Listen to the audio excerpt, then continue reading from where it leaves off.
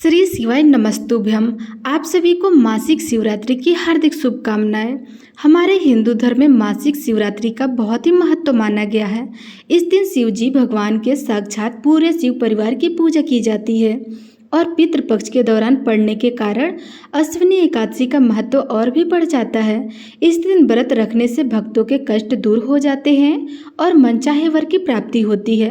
इस दिन व्रत पूजन और मंत्र के जप से मन को शांति मिलती है।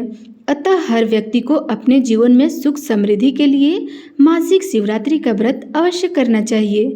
तो आज आप सुनेंगे इस पावन अवसर पर मासिक शिवरात्रि की संपूर्ण व्रत कथा।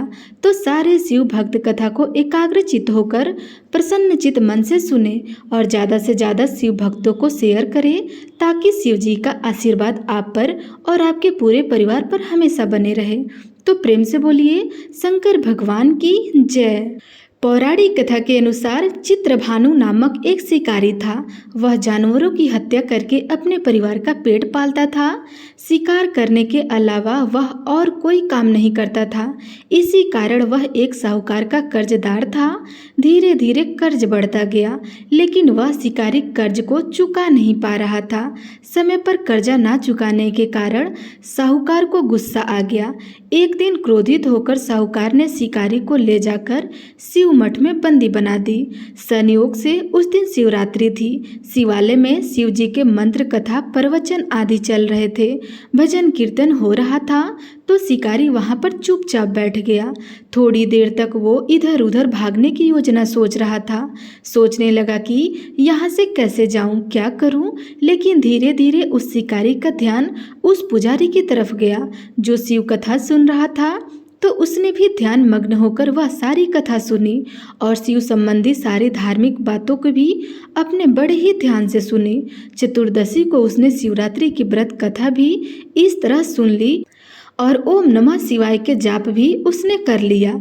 जैसे ही शाम हुई तो साहूकार वहां पर आया और उसने पूछा कि तुम मेरा ऋण कब चुकाएगा।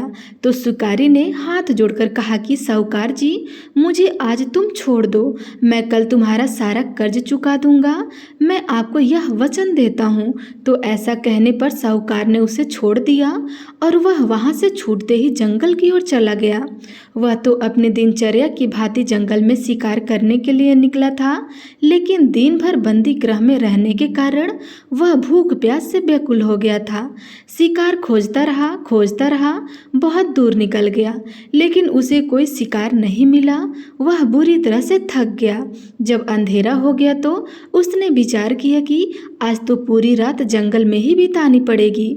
तो वह ऐसा सोचकर वही जंगल में एक तालाब के किनारे एक बेल वृक्ष था, उसी पर चढ़ करके रात बीतने का इंतजार करने लगा। उसी पेड़ के नीचे एक शिवलिंग था जो बेल पत्रों से ढका हुआ था। शिकारी को उस बात का पता नहीं था। पड़ाव बनाते समय उसने जो टहनियाँ काटी थी वह संयोग से शिवलिंग पर गिरकर चढ़ गई। इस प्रकार दिन भर भूख प्यास शिकारी का व्रत पूर्ण हो गया और शिवलिंग पर बेलपत्र भी चढ़ गया। जब शिवरात्रि का एक पहर बीता तो एक गर्भवती हिरणी तालाब पर पानी पीने के लिए आई। जैसे ही उसके पास पानी पीने की आवाज़ हुई तो शिकारी ने धनुष पर तीर चढ़ाकर जो ही प्रत्यंचा खींची तो हिरणी बोली कि हे शिकारी, मैं गर्भवती हूँ, मुझ पर तीर मत चलाना। तुम एक साथ दो जीव की हत्या कर दोगे तो ठीक नहीं होगा।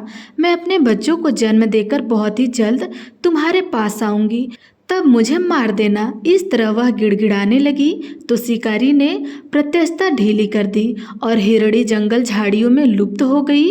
प्रत्यक्षता चढ़ाने तथा ढीली करने से उस समय भी कुछ बेलपत्र टूटकर शिवलिंग पर चढ़े। इस तरह अनजाने में ही उसके प्रथम पहर की पूजा संपूर्ण हो गई। थोड़ी ही देर बाद एक हिरणी वहां पर और आ गई तो उसे देखकर शिकारी बहुत ही खुश हुआ। जैसे ही वह नजदीक आई तो उसने फिर धनुष बाण चढ़ाया।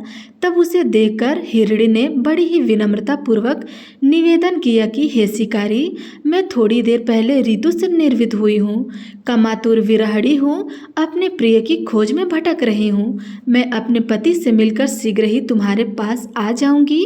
तुम मुझे छोड़ दो, मैं तुम्हें वचन देती हूँ कि मैं तुम्हारे पास आऊँगी। तो शिकारी ने उसे भी जाने दिया। 2 बार शिकारी को खोकर उनका माथा ठनक गया।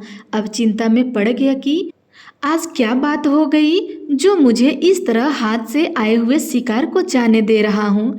इस तरह रात्रि का आखिरी पहर बीत रहा था तो शिकारी ने सोचा कि अब की बार कोई भी शिकारी आए उसे जाने नहीं दूंगा। इस तरह शिकारी के 2 पहर की पूजा बड़े ही विधि पूर्वक संपन्न हो गई। तभी तीसरा पहर बीतने वाला था कि एक अन्य हिरणी अपने बच्चों के साथ वहां से निकली। शिकारी के लिए तो यह तो बहुत ही सुनहरा अवसर था, तो उसने जल्दी से धनुष पर तीर चढ़ाया और वह तीर छोड़ने ही वाला था कि हिरणी देखकर बोली कि हे शिकारी, मैं इन बच्चों को इनके पिता के हवाले करके लौट आऊंगी। इस समय तुम मुझे मत मारो, मैं तुम्हें वचन देती हूँ कि मैं लौटकर अवश्य आऊंगी। तो हिरणी की बात सुनकर शिकारी हंसने लगा और बोला कि सामने आए हुए शिकार को छोड़ दो, मैं ऐसा मूर्ख नहीं हूँ। मैं तुमसे पहले भी 2 बार अपना शिकार खो चुका हूँ। मेरे भी तो बच्चे हैं, अब भी वह भूखे प्यासे व्याकुल होंगे। तो शिकारी की बात सुनकर हिरणी ने कहा कि जैसे तुम्हें अपने बच्चों की ममता सता रही है, ठीक वैसे ही मुझे भी सता रही है। हे शिकारी, मेरा विश्वास करो, मैं अपने बच्चों को इनके पिता के पास छोड़कर तुरंत लौट आऊंगी। मैं ऐसी प्रतिज्ञा करती हूँ, तुम मेरा विश्वास करो। तो इस तरह हिरणी का दुख भरा सवर सुनकर शिकारी को आज न जाने क्यों फिर से दया आ गई, तो उसने उस हिरणी को भी जाने दिया। शिकारी के अभाव में तथा भूख प्यास व्याकुल शिकारी अनजाने में ही बेल वृक्ष पर पूरी रात बैठा रहा। बेल पत्थर तोड़कर नीचे फेंकता रहा। वो फटने को हुई तो एक मोटा तगड़ा हिरणी उसी रास्ते पर आ गया। तो उसे देखते ही शिकारी ने सोचा कि मैं इसका शिकार तो अवश्य करूँगा, आज चाहे कुछ भी हो जाए, इससे जीवित नहीं जाने दूंगा। तो जैसे ही शिकारी तीर छोड़ने वाला था तो वह हिरण भी विनीत स्वर में कहने लगी कि हे शिकारी, यदि तुमने मुझसे पूर्व आने वाली हिरणियों को और उसके छोटे बच्चों को मार डाला होता तो मुझे भी मारने में देरी मत करो। तुरंत मुझे मार दो ताकि मुझे ऐसे वियोग में एक क्षण भी दुख न सहना पड़े। मैं उन हिरणियों का पति हूँ और उन बच्चों का पिता हूँ। यदि तुमने उसे जीवन दान दिया तो मुझे भी कुछ क्षण का जीवन दान देने की कृपा करो। मैं उनसे मिलकर तुम्हारे सामने उपस्थित हो जाऊंगा। तो इस तरह हिरण्य की बात सुनते ही शिकारी के सामने पूरी रात का घटना चक्र घूमता रहा। उसने सारी कथा हिरण्य को सुना दी। तब हिरण्य ने कहा कि मेरी तीनों पत्नियां जिस प्रकार प्रतिज्ञाबद्ध होकर गई है, मेरी मृत्यु से अपने धर्म का पालन नहीं कर पाई। इसलिए हे शिकारी, जैसे तुमने विश्वास पात्र मानकर उनको छोड़ा है, वैसे मुझे भी छोड़ दो। मैं उनके साथ तुम्हारे सामने बहुत ही जल्द प्रस्तुत हो जाऊंगा। मेरा भी विश्वास करो। तो शिकारी को न चाहते हुए भी फिर से दया आ गई। शिकारी ने उसे भी जाने दिया। इस प्रकार सुबह हो गई। उपवास, रात्रि का जागरण तथा शिवलिंग पर बेलपत्र चढ़ने से अनजाने में ही शिवरात्रि की सारी पूजा संपन्न हो गई। इस तरह शिकारी के शिवरात्रि का व्रत और पूजन भली भांति पूर्ण हुआ। अनजाने में हुई पूजा का फल शिकारी को तत्काल मिल गया। शिकारी का हिंसक हृदय भगवान भोलेनाथ की कृपा से निर्मल हो गया। उसमें भगवत शक्ति का वास हो गया। थोड़ी ही देर के बाद वह देखता है कि वह हिरणी सपरिवार सहित शिकारी के सामने उपस्थित हो गई ताकि वह उनका शिकार कर सके।